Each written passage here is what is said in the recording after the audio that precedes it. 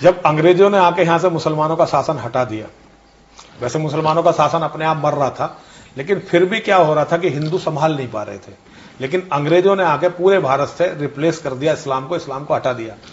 तो मुसलमानों के बहुत सारे मौलानाओं ने सिर जोड़ के ये तय किया कि भाई अब हम जो है इस तरह से काम नहीं कर सकते। अभी तक तो क्या था, वो लुटेरे थे, वो कहीं भी जाकर लोगों का कत्ल करते थे, कब्जा कर लेते थे जमीनों पे, लोगों के मठ मंदिर तोड़ते थे। अभी तक वो केवल लुटेरे के रूप, हम जिन्हें बादशाह कहते हैं, सुल्तान कहते हैं, सुल्तान बादशाह नवाब कुछ नहीं थे, ये केवल लुटेरों के गिरोह के सरदार थे जो कहीं भी जाकर डकैती डालते थे और उस जगह को कब्जा कर बैठ जाते थे।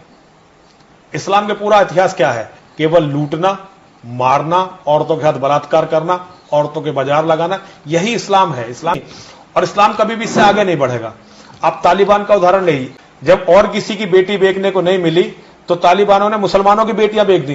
तालिबान के दारुल उलूम देवबंद का ही प्रोडक्ट है।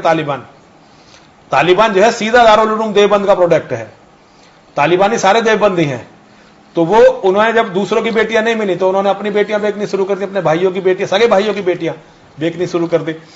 तो इन्होंने कहा कि भाई अब जो है हम तबलीग का, धर्म प्रचार का काम करेंगे इस्लाम को फैलाने के लिए। तब इन्होंने दारुल उलूम देवबंद की स्थापना की। दारुल उलूम देवबंद एक तरह से जितने भी पूरी दुनिया में आतंकवादी हैं, आतंकवादी शब्द गलत है, इस्लाम के जिहादी हैं, उनकी मात्र संस्था है। पूरी दुनिया में जो तबलीगी जमात चलती है वो वास्तव में दारुल उलूम देवबंद की एक शाखा मानी। पिछले जब से भारत आजाद हुआ है अब तक जो है ये तबलीगी जमात कम से कम 35 इस्लामिक देश बना चुकी है। इसका हर जगह सत्ता, अभी अरब वालों को बंद करनी पड़ी है। अरब ने कहा भाई हमें ये हिंदुस्तानी तबलीगी जमात की कोई जरूरत नहीं है, क्योंकि अब ये कोशिश कर रहे हैं कि अरब में सत्ता परिवर्तन करवा दें।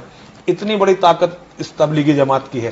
पूरी दुनिया में इनका लक्ष्य है कि जो भी दुनिया में काफिर है उसको छोड़ना नहीं है, पहले काफिरों को मारना है। उनकी किसी भी औरत को छोड़ना नहीं है, उनके किसी भी मठ मंदिर को छोड़ना नहीं है, ये इनका घोषित लक्ष्य है। अभी आपने गजवाए हिंद के बारे में सुना होगा, उन्होंने अपनी ऑफिशियल वेबसाइट पर डालना शुरू कर दिया कि हम गजवाए हिंद करेंगे, ये हमारा अधिकार है और हम गजवाए हिंद करेंगे। गजवाए हिंद का मतलब समझिए, हिंद में एक भी काफिर नहीं होगा। गजवा पूरा जब होगा तो यहां शरिया लागू हो चुका होगा। अगर किसी मुसलमान ने किसी काफिर की औरत से बलात्कार कर दिया तो वो कोई उसका दोष नहीं माना जाएगा।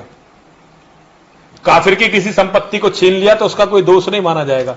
जहां काफिर रहते हैं, अगर काफिर कोई मर गया तो काफिर के परिवार के लोग रो नहीं सकते।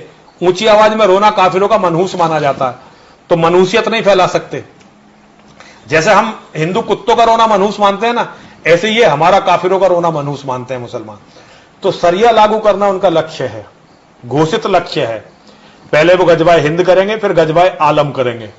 यहां इसे स्टेशन बनाएंगे, पूरी दुनिया में इस्लाम की लड़ाई फैलेगी और वो पूरी दुनिया में जब तक एक भी काफिर जिंदा है वो उससे लड़ेंगे। और काफिरों को मारकर लड़ाई खत्म नहीं होगी। इस्लाम के 73 फिरके हो जाएंगे, जिसमें केवल एक जन्नती होगा। 72 फिरके जो होंगे वो नकली होंगे, उसे वो मुनाफिक बोलते हैं कि वो मुनाफिक होंगे। तो जो एक असली फिरका होगा उसे 72 के 72 फिरकों को कत्ल करना पड़ेगा। तो इस्लाम की लड़ाई अनवरत चलती रहेगी जब तक दुनिया में एक भी ह्यूमन बीइंग, वैसे तो मैं मुसलमानों को ह्यूमन बीइंग मानता नहीं हूं और वो है भी नहीं, जब तक एक मुसलमान भी रहेगा तो वो लड़ता रहेगा।